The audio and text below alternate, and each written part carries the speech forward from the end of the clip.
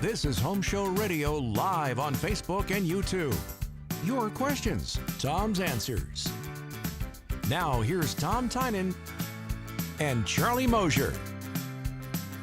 And Danny Milliken. Let's get all three of us in here if we're going on. I'm Tom Tynan. This is Home Show Radio Live, I guess you might say, on Facebook and also on YouTube. And we're here today to answer your questions about, well, whatever questions you sent in for one thing, as well as anything you'd like to write in right now, because we are going streaming live, I guess you might say. And we're here for you. And as far as that goes, if you can't make it today, you see this later, great, but you can always listen on Sports Radio 610 Saturdays and Sundays. 9 to 7 is Danny. Okay, I'll start with me first. I'm on Saturday, 9 to 12. 7 to 9 is Danny, and I'm on Saturday from 9 to 12, and Sunday from 8 to 11. Get that all straight. And we're here with Charlie Mosier right now, who's going to pop up like the pop-up he is, without a filter. That's actually him. It's not something he came up with. Ever it's not unfiltered, a kitty Tom, cat. you know. Yeah, boy, do I know the word unfiltered. Yes, me. I lived the whole week. I lived the whole week waiting for how you're going to introduce me. So it's always. I have no idea either. It's I wait the whole week too. Actually, I need more to do. Would you like me to write a list of 20 ways to introduce you, and you can approve it each week? That's like the college I work for. We can do it that way. We do it that way. Yes. just make sure they're sensitive to everybody. You know. We would like Section A, Part B this week. Right. Okay. And I can create a spreadsheet for it. That's what we'll do. All right. Well, let's not do that. But we are here to help you with what's on your mind, which is why our special guest today is, of course, Danny Milliken from Home Show Garden Pros. He'll be joining us. Danny, wave hello. Hello, greetings. Hello, all out there, YouTube and Facebook. All right, that's out enough. in TV land. We'll get back to more Danny later. Nice. No, we really will. We'll get back to more Danny in just a minute. Yeah, no, Danny's a great guy. Yeah, right. He's an awesome guy. He is smart as a whip, and that's why he keeps company with you and wears one of these very proud. This one, one of these. But he got green for obvious reasons. He does. He's muted, so I can bring him up. He can't say anything. Well, green is for plants. See, blue is for At least it's not orange like a jail suit. But I can't stop him. All right, Danny. What? Yes. The logo is the big thing. We all like to see the logo. That's the important part. To the logo, Danny. No. We're all one big family, the Home Show family, here to talk Ask Tom Live. So we all get to ask Tom questions. Charlie, is that what happens here? It is. So what question do you have for Tom, Danny? So, what kind of car parts do you use to fix your pipes? I use radiator hoses with 4 hose clamps, 2 on each end, and I shoot a screw with a washer through it so the hydraulic pressure doesn't pull it off in the middle of the night like it did at my house, and I flooded the neighborhood twice. Yes. This is not a joke. No, it's not. No, this is just real. He found a very easy way to get his pipes working before he got them all the way fixed. Everybody was lined up at Lowe's. I went over to AutoZone, and I said, "Can I look in the back at radiator hoses?" And the guy said, "Yeah, come on." Took my tape measure, got the right interior diameter, and said, "I'm out of here. I got plumbing to fix," and it worked. That's great. So right now, really did. There are people lining up over at O'Reilly and AutoZone and.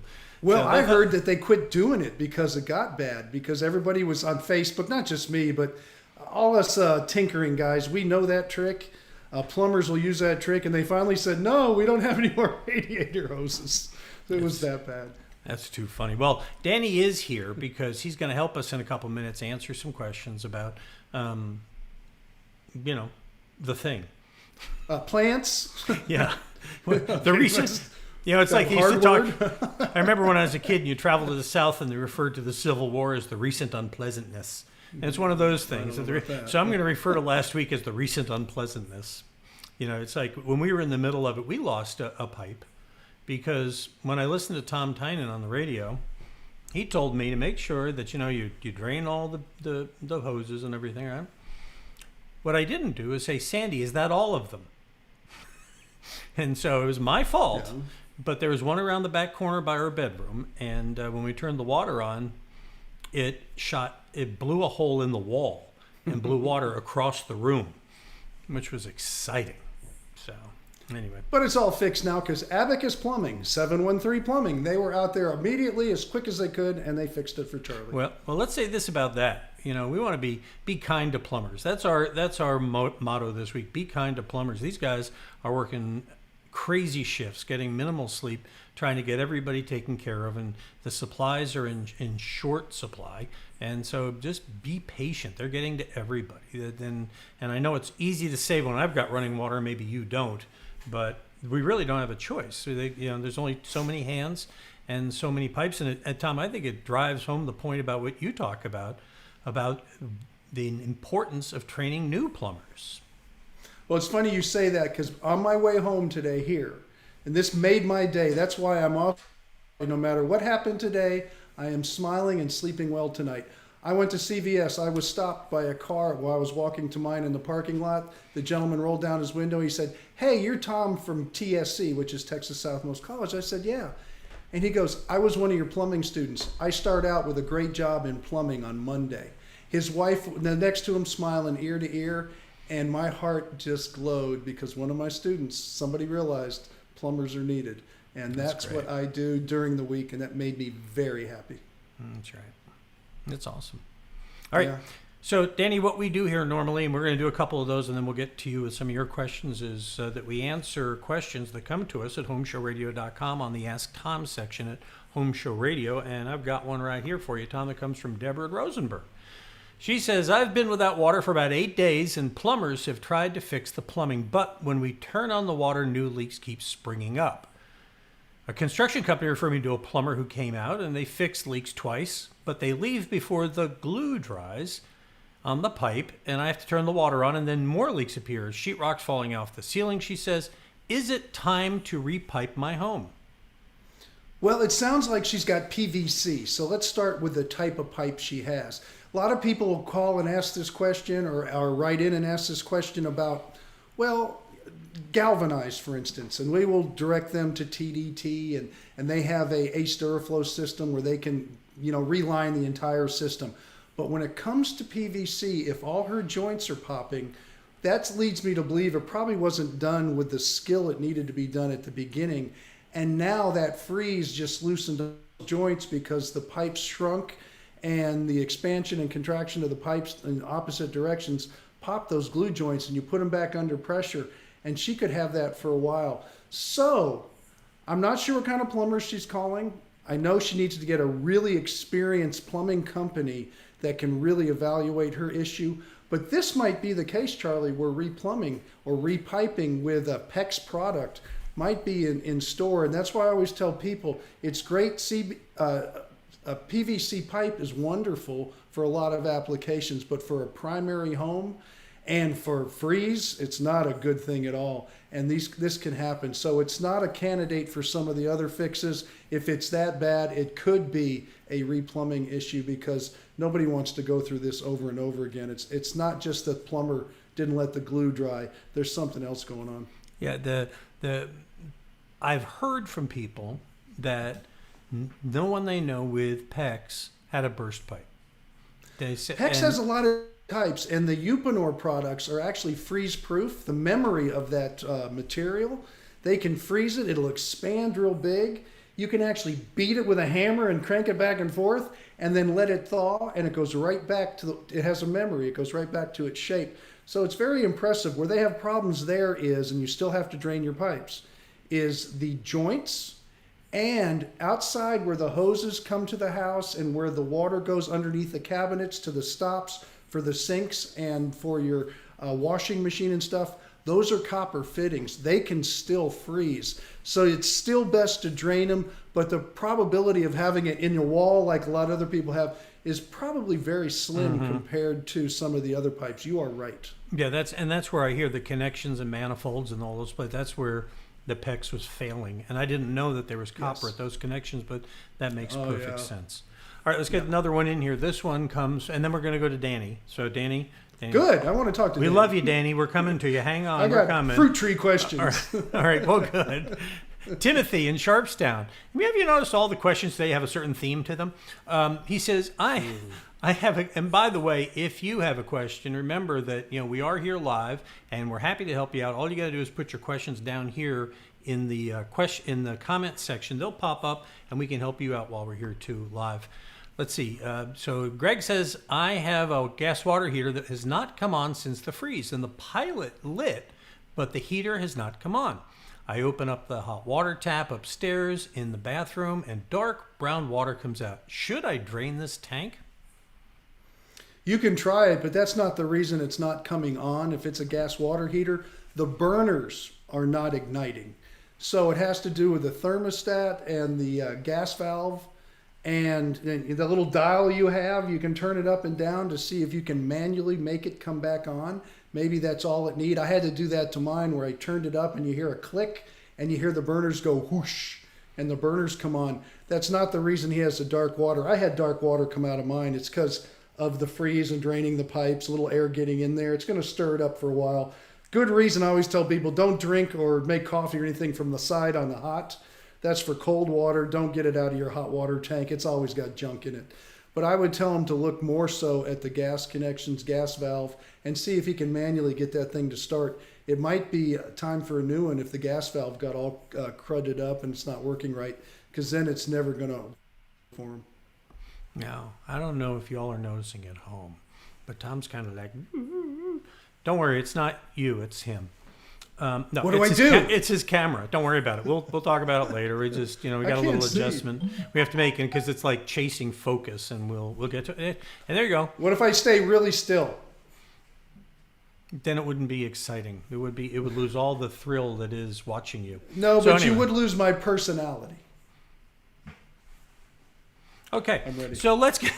I had to turn my phone off. Okay, fine. Thank you. I'm glad. There's nothing like being prepared. So let's go to. I thought I did. Yeah. This is just a rehearsal, ladies and gentlemen. When we do the real show later, none of these problems. So listen, if you want it perfect, get an editor, okay? It'll be edited. This is live. Carol Burnett. You saw Harvey Korman laugh a lot. Oh, and it wasn't scripted. They used to crack themselves up. Yeah, no, I remember. They were good too. Okay, and just in case, now we have a new guy working here. Have you met Zachary, the new Zachary yet, Danny? You met him? Yeah. Nice guy, but he was born in 2010 or something. I mean, he's like, he doesn't. I say Carol Burnett, and he's like, he doesn't know what I'm talking about. Yeah, I'm sorry. Yeah. So I found myself explaining a lot of these things, and I love. Don't worry, we love Zach, but it's a nice reminder that we're getting freaking old around here. So. That's why we have young people like Danny to help us. Danny, of course, is with the Grand Poobah of Oba here in Houston. Is that right, or something like that? That is right. Official title is Grand Poobah. I guess you have my card, so that's it. And yeah, we do horticulture education, right in line with what we're doing on the show all the time, trying to get people thinking about doing it right. Cool. A lot of dead plants out there, Charlie. I'm telling you. So. I guess my question for you, Danny, is it's the obvious question. I'm sure everyone's going to ask it, so I'll just ask it first. How can we tell if what we have is dead or not? What's your advice? My favorite thing to do in that situation is called a scratch test. We actually put a short little video with some citrus on the Home Show Garden Pros Facebook page. You're just barely scratching under the bark. Right under the bark is where the energy nutrient exchange happens in the plant. And so if you can scratch a little bit of the bark off, you can see if it's green or not. And if it's green, that's hopeful. That's not your final answer, but these scratch tests don't show a negative. So if it looks brown and dead, it's brown and dead, but if it looks green, it might make it. So that's the exciting thing. It really works really well on those like hardy shrubs, things like citrus or even oaks or pineapple guavas or whatever you've got that you need to see if it's alive or not before you cut it back. Tom, what are you worried about? No, I did exactly that when we uncovered all our plants, and I did the mulching, but I tried not to get the leaves to burn too much, so I had that done too. And right afterwards, I went around with my thumbnail, and I scratched everything, and I was pleasantly surprised that it was really green and moist. So I don't know what's going to happen as far as some of my trees, but Danny, you give me hope that maybe a lot of it will some clever pruning. And my question to you is, if they do survive, is there any chance we're going to get any fruit this year, or is the fruit going to be kind of a year off now because of this?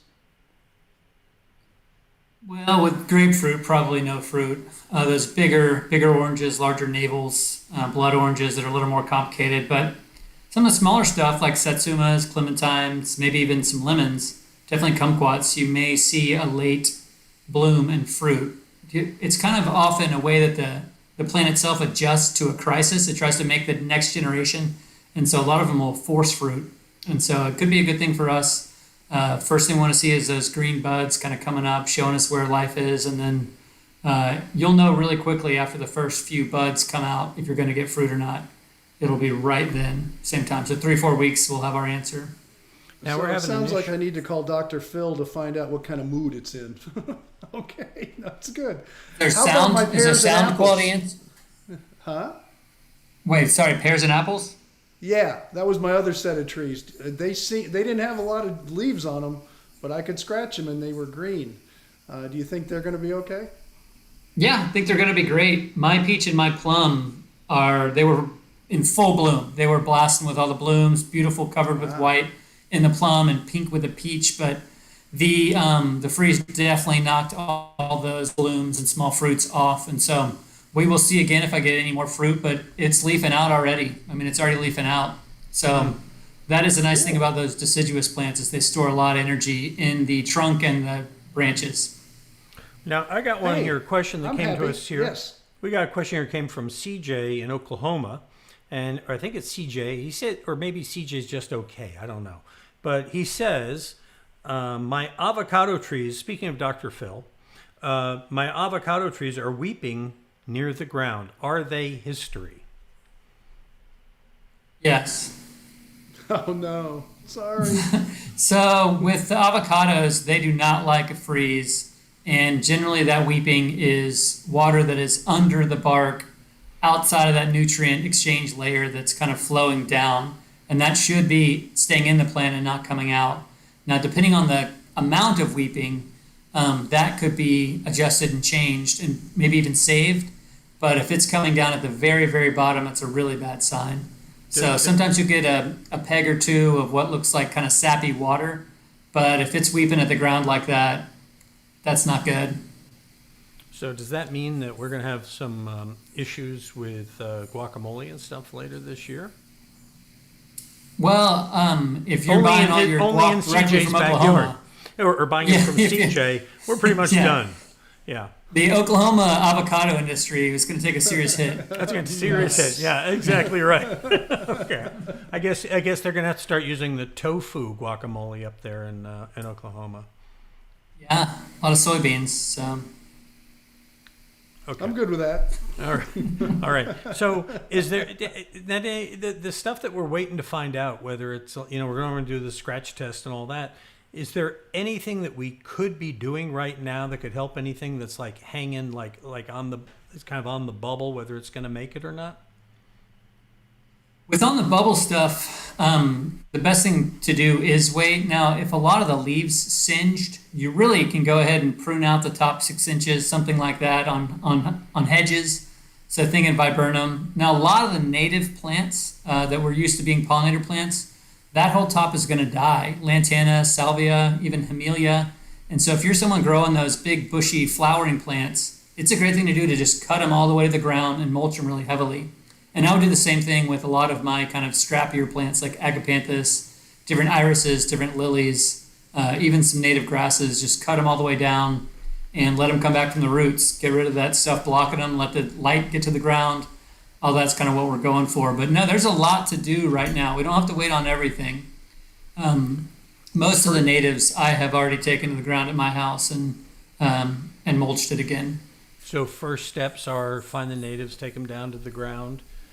Anything about the soil? I know you hear about, is this a time to put like seaweed or something down, or That's exactly right, Charlie. I've been listening. The super seaweed. I got to tell you, I've been listening to this guy on the radio over here at Home Show Garden Pros, and he's pretty sharp, and you bear a striking resemblance to him, Danny. Yeah, that guy. Look at those powerful forearms in that picture there. Man, Yeah, I wish Zach, that was. that's Zach in Photoshop. Anyway, so back to the seaweed. So two things.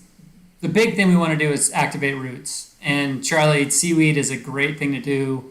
Any like oceany, fishy, seaweedy thing is a great thing for activating roots. Another one is called Rev. Dakota Rev is kind of what we call it, but it's called Rev.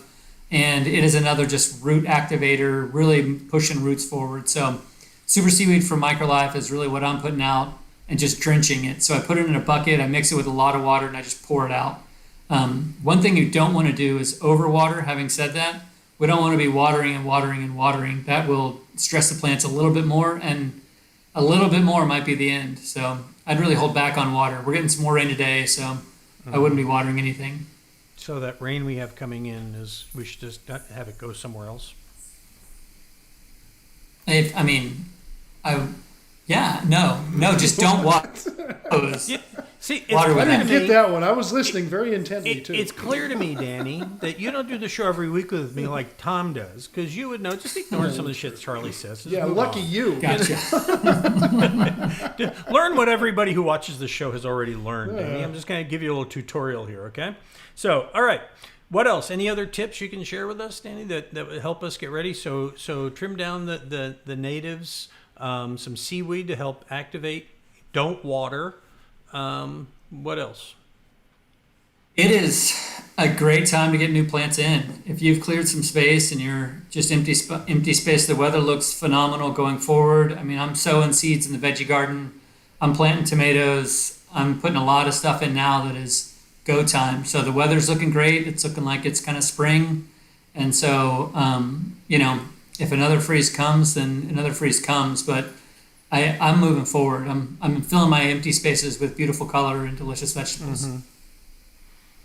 I will say, if you can run your mower over the lawn to chop up some of the thatch, you will help your lawn out. A lot of the green is at the very bottom. It's all the bottom half inch. And so now is a great time to knock down some weeds and cut those dead leaves off the top of your lawns. That would be a great thing to do, to get out there, just mow over the top of everything. And just leave it in place. Let it be kind of fertilizer for later. Don't worry about bagging it up. But the more light you can get on those grass leaves, the faster it's going to grow. Do we want to lower the deck at all, or just keep it at that same height that we've been doing? I mean, do we want to go a little deeper to get to dig that stuff up with the mower? Yeah, I would say probably 2.5, 2 inches is a minimum on St. Augustine for this process. And so some people that's lowering it. Some people it's not. They just mow it at that height. If you got Bermuda, you can really get it down to 1.5 inches, something like that, for this purpose. Okay. So, but we want to get rid of those dead ones. All right. Well, cool. Well, Danny, thanks. Danny, I got one last question before you're going to let him go. In Harvey, after it was all over, getting plants from the nurseries. Well, there you go. Getting plants from the nurseries became a chore. I mean, everything was sold out. Do you expect that's going to happen this season? Should people get in and buy early? By May, they were out of plants after Harvey. I do believe it was Harvey that was the time, but I've seen that happen. What do you think this year?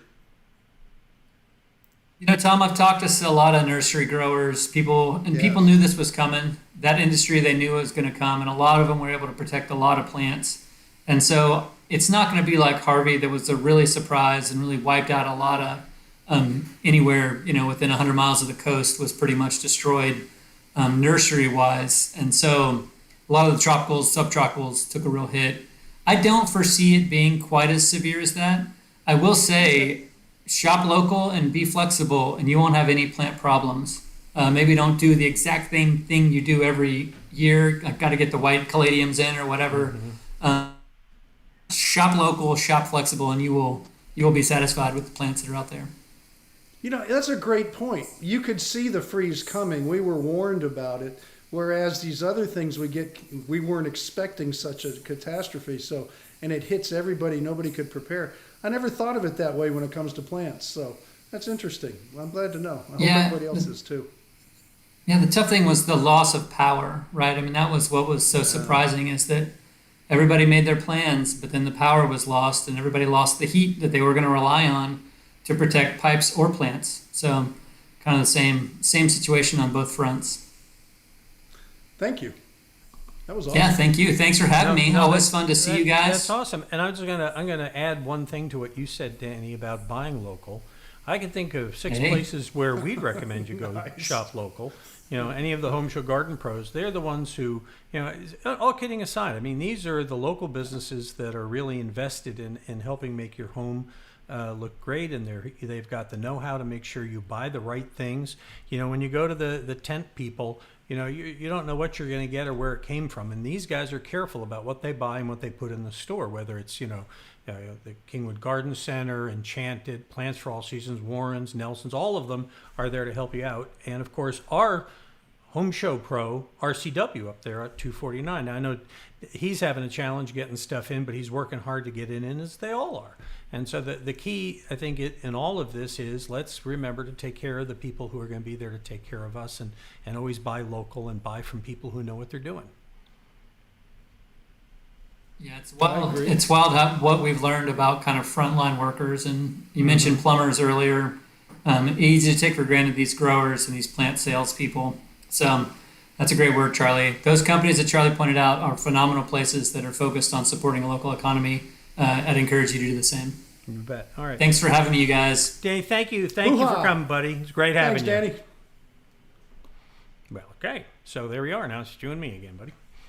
Okay. Kind of miss him kind of in between us there. It's like, I like Danny. I learned so much. I just listened, and I've got like 10 things I have to do now, and I feel confident that it's going to help tremendously. So that's why I never listen to that him. show.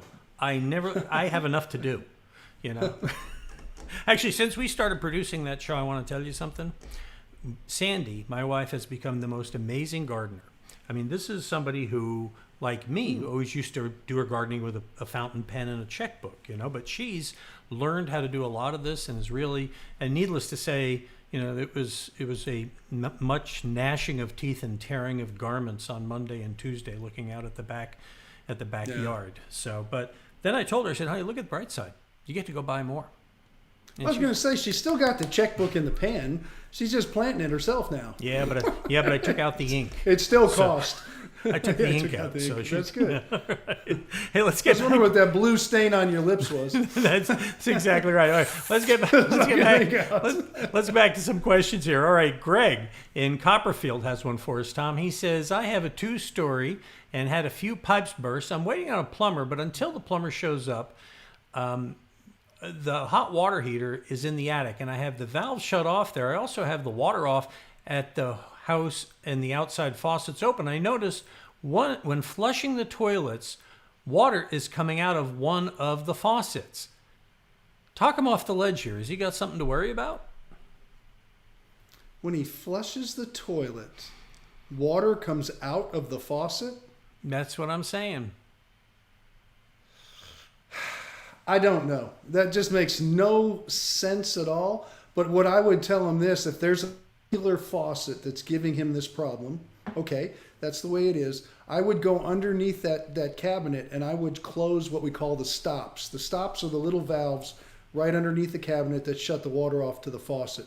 And just do that. Now, if he's talking about the drain line and it's backing up from the toilet, that's a whole different story, but that doesn't sound like that's what his question is. So if there's some kind of water pressure differential, because he says he has the water off, so if he's flushing the toilet, he's either turning the water on or he's dumping a bucket of water in there, like we all know how to do here in the Houston area during survival time. And if that's the case and it's coming up the drain line, then he's got a drain issue. That's totally different. So be something either way that he's. Yeah, I want to get that plumber to his house as soon as possible. I hope he's on his way soon. Yeah, okay. Well, tell him everything. Like we said, it's Be Kind to Plumbers Week. Actually, I think it's Be Kind to Plumbers Month. But because we have people who are waiting days and weeks for, well, not weeks yet, but I mean it's going to be weeks before some people get some service, and people are doing the best they can, and your patience is great. Even Alan at Abacus was talking to us about this, and he said that we'd love to take care of everyone, but the fact is that right now we can't, and that if you need to call somebody else, do it. Just get yourself taken care of. And that's really the watchword for getting through this right now. I will tell you. And I want a lot of people to know that when a leak is fixed and they turn the water back on, expect more.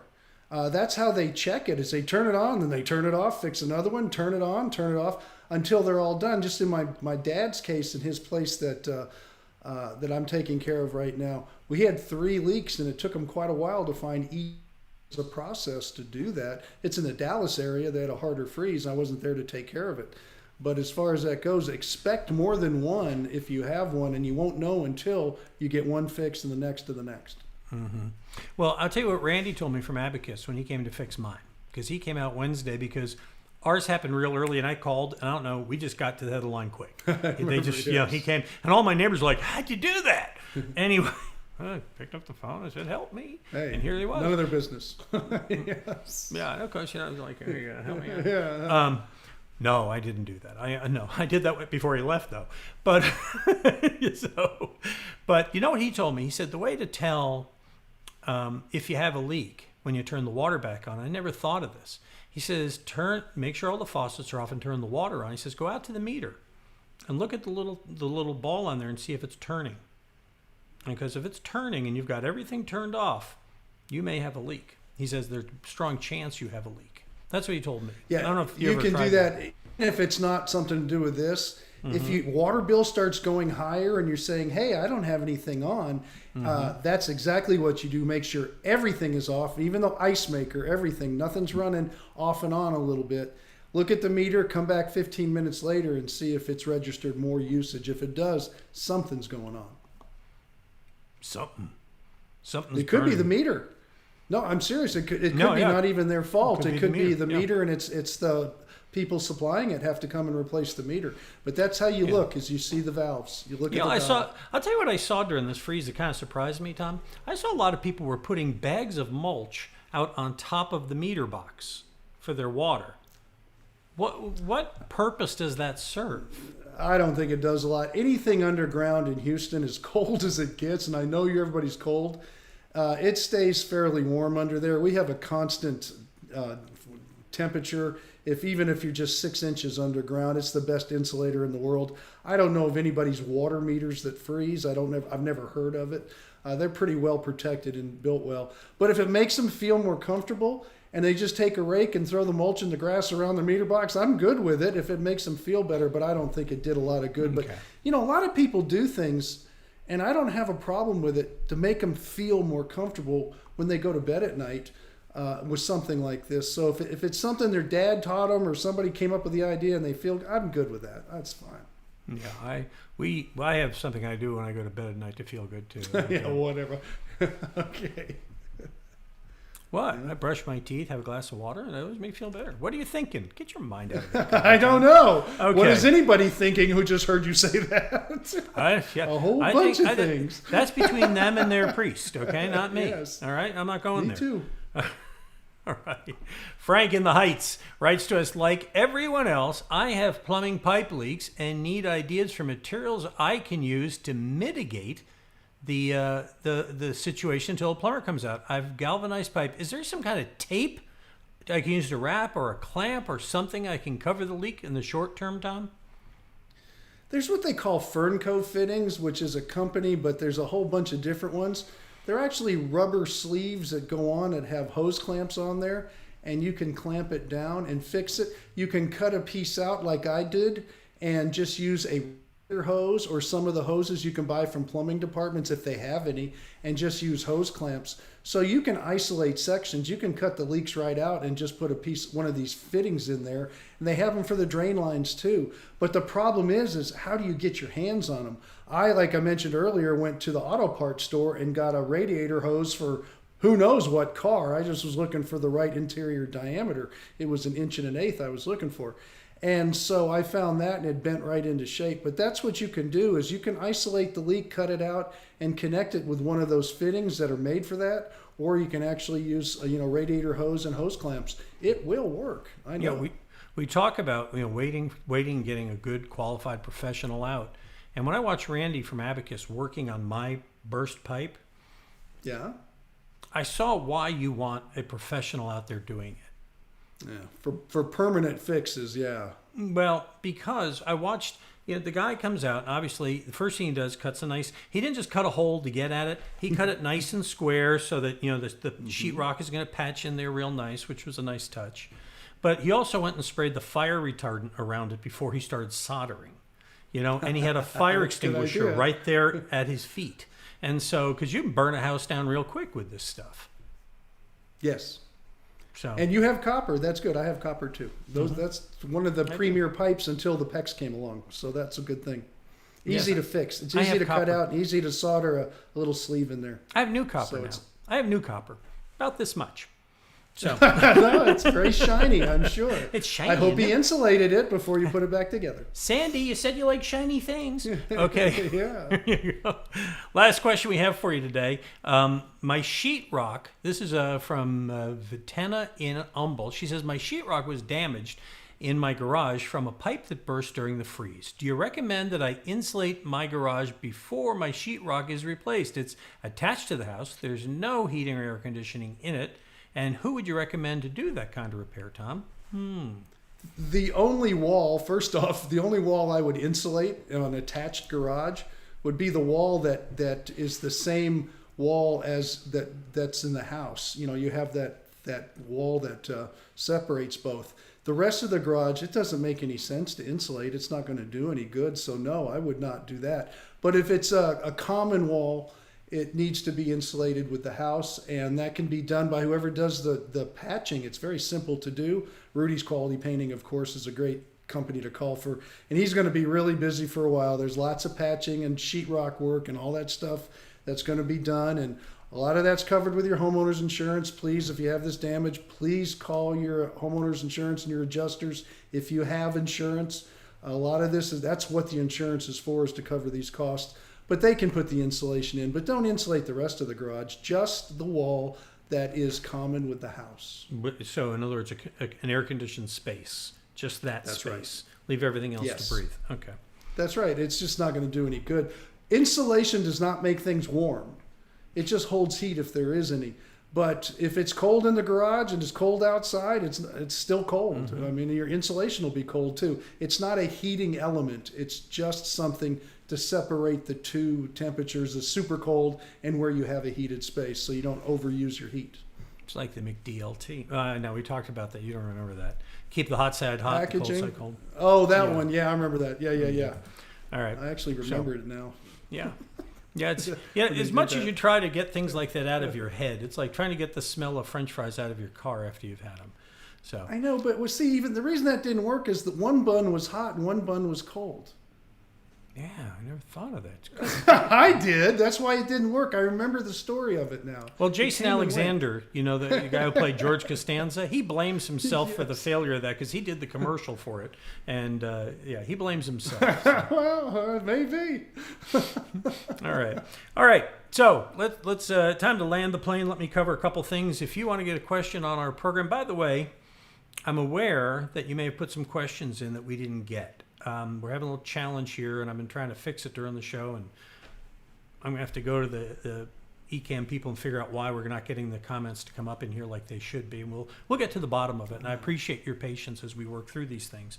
But if you want to get your questions, the quickest way to get your questions on here or in our daily AskTom videos, or of course, or our early edition, which is just, it's a broadcast tradition at my house. You go here to Home Show Radio, you click on that blue button right there. It says Ask Tom. It'll take you to this page where you can either use the form, you can send us a video or whatever. We post a new video. Tom and I do. I ask the questions, he answers them, and we post them.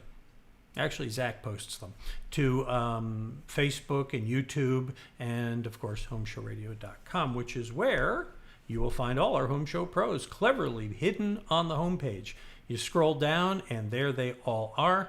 And if you don't know their name, but you know what you need, you click on this Find a Pro button. It'll open up this page where you will find all of them organized by a category. And they're all happy to help you and happy to let you wait a little.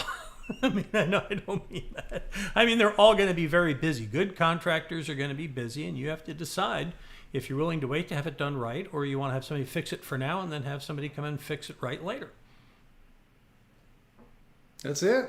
Okay. Just get it fixed. Get it fixed right. And this weekend, Tom? This weekend I'll be on the air on Saturday 9 to noon and Sunday 8 to 11 on Sports Radio 610. No doubt about it. And remember Danny. Danny's on 7 to 9 before I am from 9 to 12 on Saturday. No doubt about it. I like Danny. All right. I don't want to ignore him. What's not to like about him? He's our little leprechaun. He's in competition. No, not at all. No, Danny's not a at buddy. all. No. Yep. And I'll tell you, folks, the thing Tom likes best about Danny? Lets him sleep an extra hour. Because Tom used to come on at 8. Now he comes on at 9. Yeah. And all of a sudden I'm getting up at 4:30 every morning. Go figure. I finally get to sleep and I don't. I get more coffee. It's a melatonin issue as you're getting older, and we'll talk about that it off is. the air. It's absolutely what it is. Yeah.